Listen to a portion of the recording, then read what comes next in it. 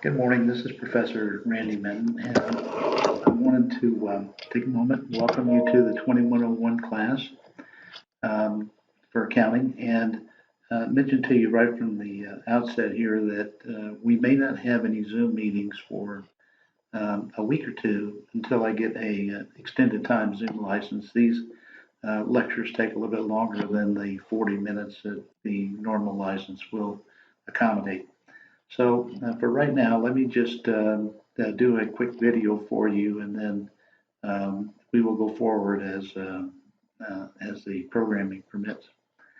Okay, so um, what you're looking at right in front of you now is the syllabus for this class, and it's the same syllabus that you would have if you were sitting in front of me. And I'm not going to go through every item on it because I'm sure you can read, but there are some things in here that I think are quite important that I want you to know about, and accordingly, I'd like you to pay particular attention to. And the first is you should have a book. Now, I'm not too terribly concerned that you get the 24th edition, which is the newest edition. I'm showing here the 23rd edition. It doesn't really matter. The only time that it matters is when you have a when you have the Connect product, and I'm not requiring the Connect product. I'm doing these things on my own. I'm creating my own homework assignments and so forth. So we don't really need the Connect product, and students have in the past indicated an unwilling to buy that to begin with. So rather than me try to have you buy something that I think personally is not that terrific a product, I'm just going to take care of it myself, and so you'll save yourselves that $100 or $150, whatever it is. Okay, as you can see, I'm just kind of going through some of these, just scrolling through some of these because a lot of them have to do with the things that are like academic dishonesty, things that you should just read and know. Obviously, you should do your own work in this class. Um, since you're online, it's difficult for me to really police that, but I think that you get more out of it if you do your own work, and certainly you should, from an ethical perspective, you should try to do your own work. Um, also, in order for me to take attendance for this class and to make sure that you are attending, what I'm going to do is I'm going to couple that with your homework assignments for every week except the first. And because you're going to have homework assignments due every week, essentially, or an examination due every week, that will tell me that you're actually attending the class, the fact that you've done those homework assignments. In the meantime, though, this first week, I need you to go out to Georgia View and actually take a look through the materials that are out here. I'm going to post some PowerPoints for you as well, in addition to this video. Okay, attendance, as I say, that'll be based upon your hitting the Georgia View. You should do that a couple, 3 times a week because I use that as my primary source of contact with you.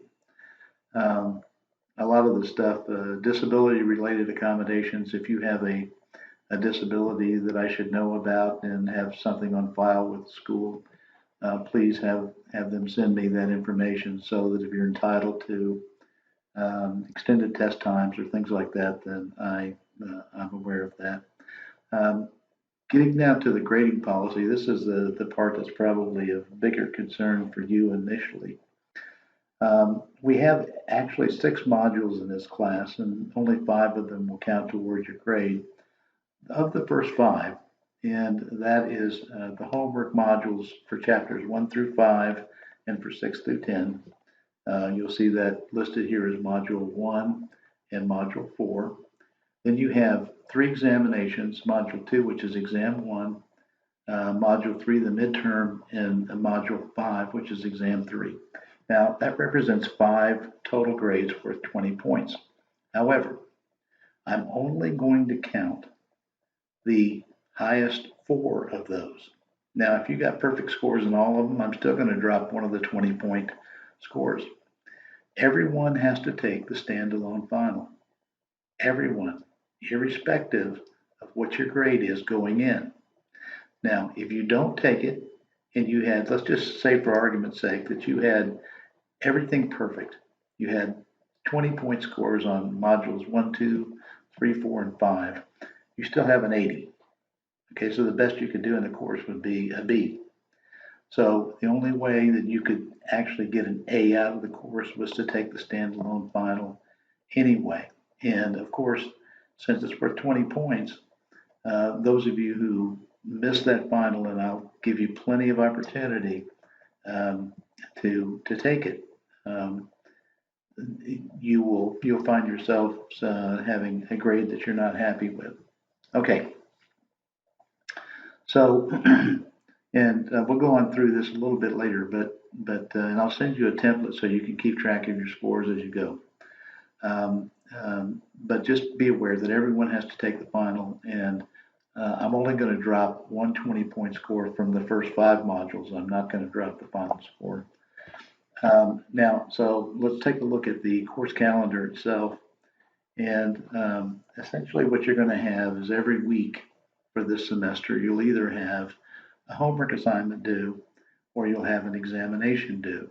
So let's just work through the first 4, and the rest of them kind of follow the same pattern as the first 4. But for this week, okay, this is the first week, the week of January 25th through the 31st, you're to read chapter 1 and do chapter 1's homework. It's in Georgia View under quizzes. And you'll see that the due date on it is February the 7th. And so the way that I've got this set up is if you don't get it done by February 7th, you'll still have some extended time without penalty. However, once we reach the 7th of March, then if anything that's not done on those first 5 homework assignments will be scored as 0. And so then just a word to the wise, I'm not going to open any of them back up.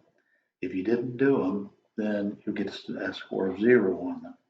But you have plenty of time to get them done, even if you miss the initial due date, like in this case of February the 7th.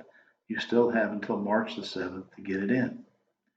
Okay, so the next week, it's going to be due on February the 14th, the second one, homework 2. Drop add ends on February the 1st. So on February the 2nd, I will verify the final roster for this class.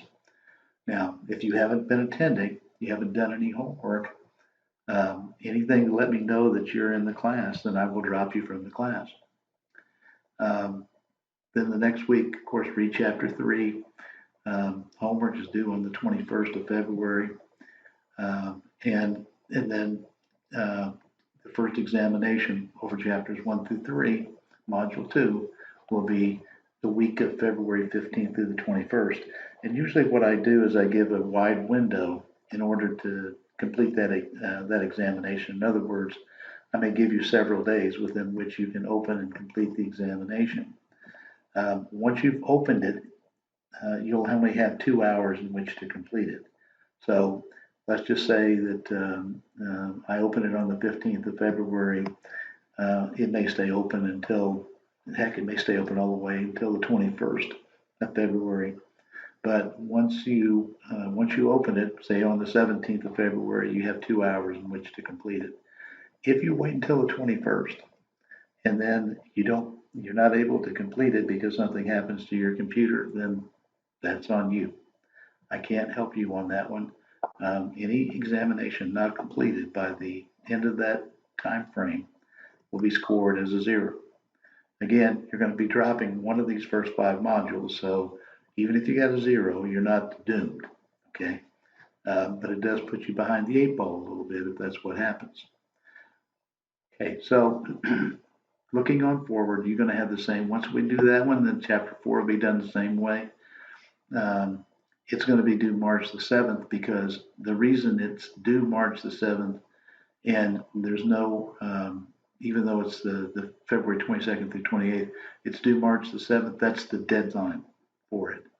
And it's the deadline because that's when midterm grades are due. So I will be counting homework chapters 1, 2, 3, and 4, and examination 1 in your midterm grades. Now, the main purpose of the midterm grades is to allow the administration time to look into problems of students who are falling way behind. So I wouldn't panic one way or the other, no matter what your midterm grade is, as long as it's higher than a D. If it's a D or below, the administration will contact you and find out what's going on with you.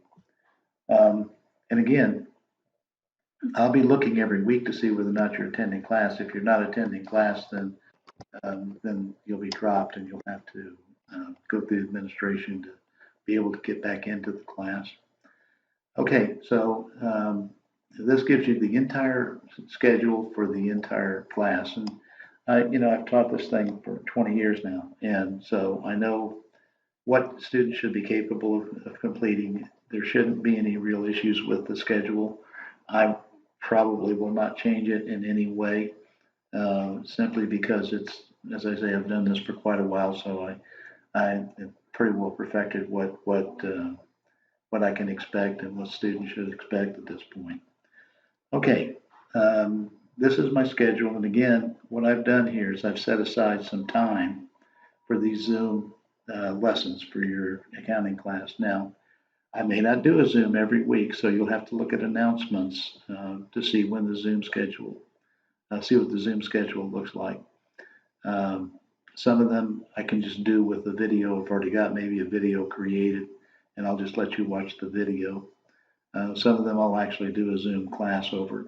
But again, I'll let you know through the announcements page when I'm going to do a Zoom session. Um, you can call me at any time. You've got my numbers up here at the top someplace. Let me get to it here.